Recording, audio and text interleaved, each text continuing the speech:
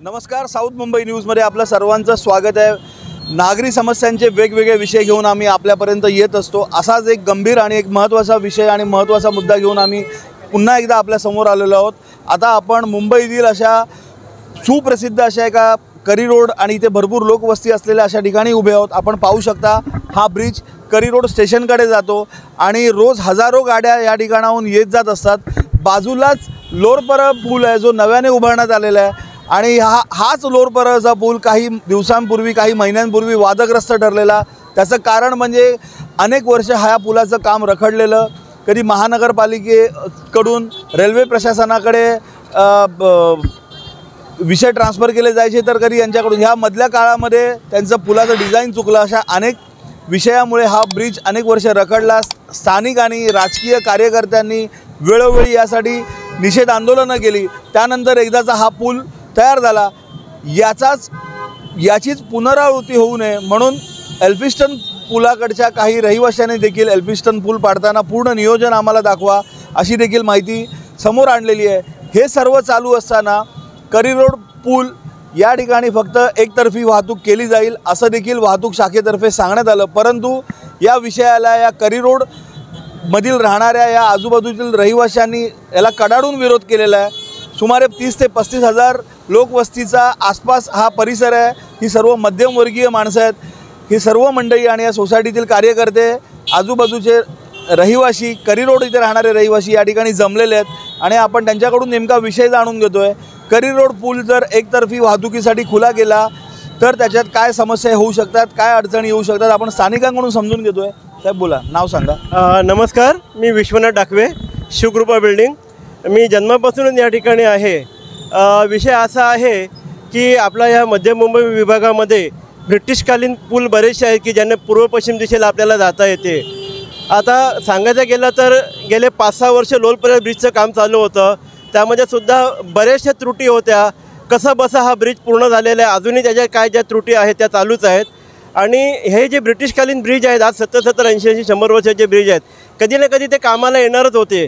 आणि मला वाटते शासनाला ह्याची म्हणजे जाणीव होती की आज ना उद्या आपल्याला करी रोडचा ब्रिज आहे, चिंचपोकळीचा ब्रिज आहे, एल्फिस्टनचा ब्रिज म्हणजे जो सध्या प्रभादेवी म्हणून ओळखला जातो। तर आता शासनाने ही कामं हाती घेतलेली आहेत, त्यांचं स्वागतच आहे।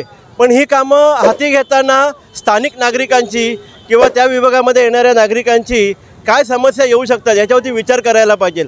आज शेवटच्या घटकेला त्यांनी ह्या प्रभादेवी ब्रिजचं काम सुरू करायचं ठरवलं आहे आणि 10 तारखेला त्यांची त्या नोटीसप्रमाणे आहे।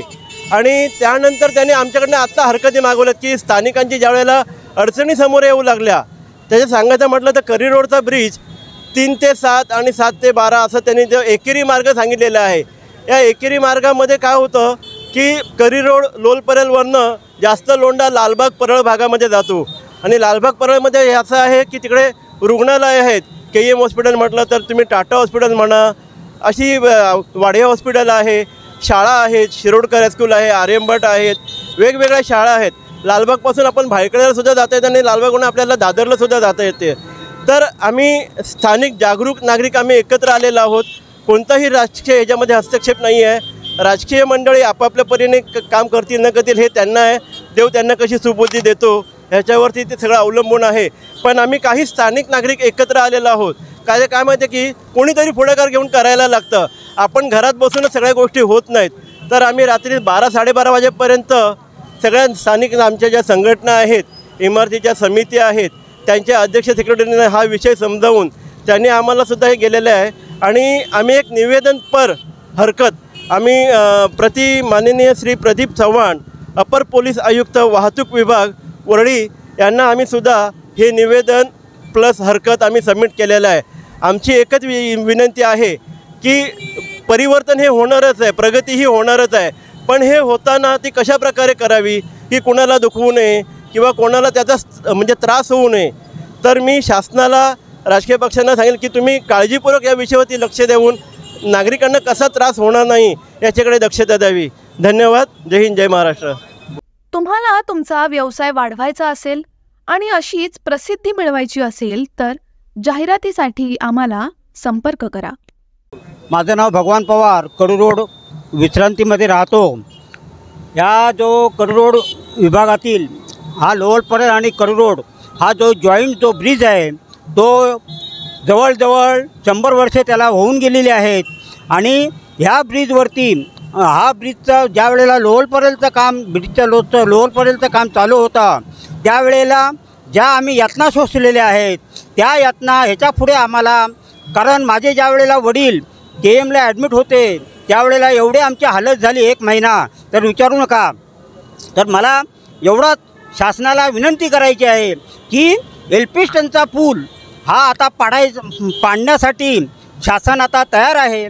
आणि एल्फिन्स्टनचा पूल ज्या वेळेला पाडणार त्यावेळेला हा जो कडे रोडचा पूल जवळजवळ लालबाग, परळ, NM जोशी मार्ग, लोअर परेल ह्याला एक जॉईंट असा हा पूल आहे. आणि शाळा कॉलेजेस वगैरे आता डाकवे साहेबांनी जे सांगितलं शाळा कॉलेजेस वगैरे ही परेल भागालाच जास्त आहेत. आणि जास्तीत जास्त जे रुग्णालय आहेत ह्याचा अबाल नागरिकांना किंवा विद्यार्थ्यांना जास्त त्रास होणार आहे. तेव्हा आम्ही एक नागरिक म्हणून शासनाला अशी विनंती करतो की ज्याप्रमाणे लोअर परेलचं काम चालू असताना ज्या वेळेला दुतर्फी जी वाहतूक चालू होती त्या पद्धतीने एल्फिन्स्टन ब्रिजची जी वाहतूक चालू होती त्या पद्धतीनेच करू रोडची दुतर्फी वाहतूक चालू ठेवावी. आणि जेणेकरून आपण जे हे नागरिक आहोत ह्या नागरिकांना आपण सहकार्य करावं अशी ह्या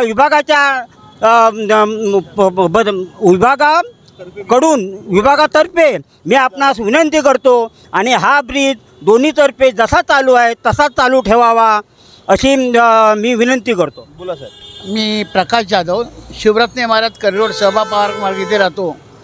आजच्या घडीला पाहिलं तर आता हा ब्रिज दोन्ही ब्रिज चालू असताना आज आम्ही इथून क्रॉस करू शकत नाही. म्हणजे पूर्वेकडून पश्चिमेकडे जायचं तर चालू घडीला आम्ही जाऊ शकत नाही.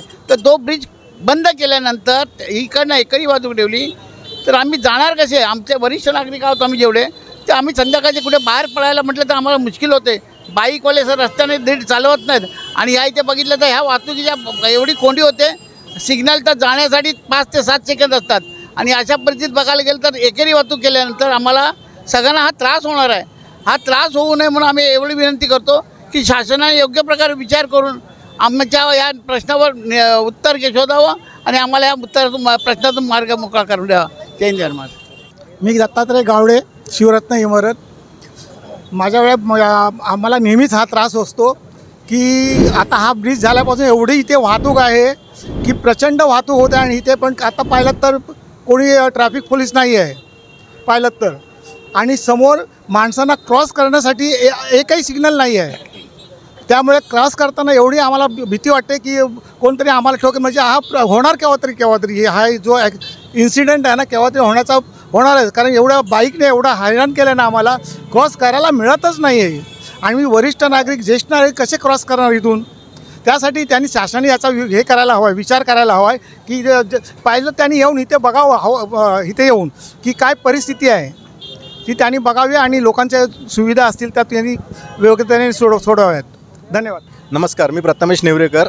आम्ही इकडचे रहिवासी. जसं 2016-17 साली जेव्हा हा लोअर परेलचा ब्रिज बंद झालेला तेव्हाही प्रशासनाने हा प्रयत्न केलेला की हा मार्ग एकतर्फी करता येईल. पण तेव्हा मुंबईचे जॉईंट CP अमितेश कुमार ते स्वतः इथे त्यांनी व्हिजिट केली होती. आम्ही त्यांच्या निदर्शनात आणून दिलेलं की तुम्ही प्रत्येक वेळी कमर्शियल लोकांचा विचार करता. तुम्ही आता पण प्रशासनाने जो मुद्दा मांडला आहे तो तिकडनं सकाळी येण्यासाठी आणि संध्याकाळी जाण्यासाठी, याचा आमच्या रहिवाशांना काय उपयोग आहे? आमच्या जर सकाळी आम्हाला इकडनं जर काही हॉस्पिटलला जायचं असेल तर आम्ही कसं जायचं त्याचा? आणि आमचा मुद्दा एकच आहे की जर लोअर परेलचा ब्रिज बंद असताना तुम्ही तिथे एल्फिन्स्टनचा ब्रिज दोनतर्फी, हे दोन्ही ब्रिज कलेक्टर स्ट्रीटमध्ये येतात. दोन्ही ब्रिजची रुंदी लांबी सेम आहे, सगळं एकंदरीत आहे. मग तुम्ही जर तो एल्फिन्स्टनचा ब्रिज तेव्हा चालू ठेवला तर आता करिरोडचा ब्रिज तुम्हाला एकतर्फी करण्याची काय गरज भासली? ह्याचा आम्हाला सर्व रहिवाशांना एक प्रश्न पडला आहे. त्याचं उत्तर प्रशासनाने दिलं तर आम्हाला खूप बरं होईल. याचं हाऊसिंग सोसायटीच्या पाण्याच्या टाक्या स्वच्छ करणारी मुंबईतील नंबर 1 कंपनी म्हणजेच लाईफलाईन सर्व्हिसेस. नमस्कार, मी डॉक्टर सुधीर कांबळे. या ठिकाणी प्रशासनाने जो एल्फिन्स्टन ब्रिज बांधण्यासाठी जो हा करिरोडचा ब्रिज या ठिकाणी जो विशिष्ट वेळेनुसार एकतर्फी करण्याचा जो निर्णय घेतलेला आहे, तर आम्ही या ठिकाणचे स्थानिक नागरिक म्हणून, स्थानिक जनताचे प्रतिनिधी नाही आहोत, पण एक सुज्ञ नागरिक म्हणून आम्ही या गोष्टीचा जाहीर निषेध करतो. आमची प्रशासनाला एक विनंती आहे की मोस्टली ज्या गोष्टी आहेत परेल या साईडला काही शाळा आहेत, हॉस्पिटल्स आहेत. तर या ठिकाणी दररोजच्या इथल्या स्थानिक लोकांना दररोजचं सकाळचं ओपीडीला वगैरे जाणं होत असतं. तर ह्या वेळेमध्ये जर या माणसांना जर एल्फिस्टनला वळसा घालून किंवा आणि पुढे बायकाला वळसा करून जर जाणं होत असेल किंवा एखादा माणूस जर अत्यंत आजारी पडला तर त्याला वाहनाने जर या ठिकाणी जायसाठी काय करू शकतो, ह्या काही गोष्टी या ठिकाणी निर्माण होतात. त्याचप्रमाणे या ठिकाणी नेहमी तुम्ही पाठीमागे बघाल नेहमी ट्रॅफिक या ठिकाणी जाम होत असते. काही वेळेला आज 7:45-7 वाजले त्या ठिकाणी कोणताही ट्रॅफिक पोलीस या ठिकाणी नाही. ही आमची नेहमीची समस्या या ठिकाणी असते. सकाळच्या वेळी देखील या ठिकाणी खूप असं ट्रॅफिक होत असतं. तर माझी अशी प्रशासनाला विनंती आहे की आपण या ठिकाणी जो नवीन ब्रिज बांधतात तो गेल्यावेळी देखील लोअर परेलचा पूल बांधताना देखील दोन्ही दुतर्फा चालू होता. तसाच हा ब्रिज देखील आपण दुतर्फा चालू ठेवावा. स्थानिक नागरिक जर उद्या त्या ठिकाणी ट्रॅफिक झालं किंवा काय झालं तर आम्ही देखील त्याला मदत करण्याचा प्रयत्न करू आपल्याला. आणि माझी सर्वांना आपल्या प्रशासनाला एक विनंती आहे की हा जो रस्ता आहे तो आपण दुतर्फा चालू करावा ही आपल्याला मी आपल्या माध्यमातून विनंती करतो. धन्यवाद. मी नितीन जाधव. महानगरपालिकेच्या 13 धोकादायक पुलापैकी करिरोड पूल हा पण त्यातील एक भाग आहे.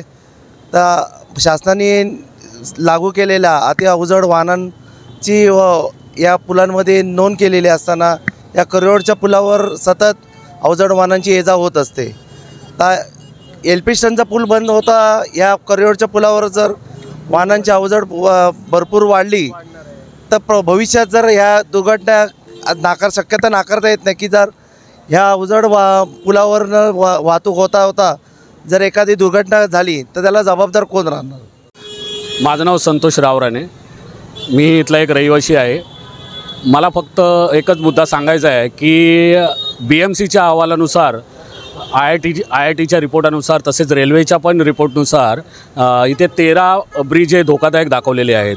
तर त्या 13 ब्रिजमध्ये हा करिरोडचा पण ब्रिज हा एक धोकादायकच ब्रिज आहे. तर या ब्रिजवरती पण अवजड वाहनांची वाहतूक ये जा करत असते. तर उद्या काही ह्याच्याने कुठली दुर्घटना घडली तर याला कोण जबाबदार आहे. तर शासनाने किंवा सरकारने हा जो ब्रिज आहे तो सक्षम आहे असं जनतेला सांगावं हीच मी अपेक्षा करतो. स्थानिकांनी एक प्रकारे यावरती रोष व्यक्त केलेला आहे की करिरोडचा हा पूल एकतर्फी वाहतुकीसाठी खुला न ठेवता पूर्ववत जसा आहे तसा चालू ठेवावा. यापूर्वी ज्या वेळेला लोअरपरच्या पुलाचं काम चालू होतं आणि लोअरपरमधील काही रुग्ण हृदय विकाराच्या झटक्याने त्यांना वेळीच KM हॉस्पिटलपर्यंत किंवा इतर शासकीय हॉस्पिटलपर्यंत हा मार्ग बंद असल्यामुळे पोचता न आल्यामुळे बऱ्याच लोकांना काही रुग्णांना प्राण गमवावे लागले होते.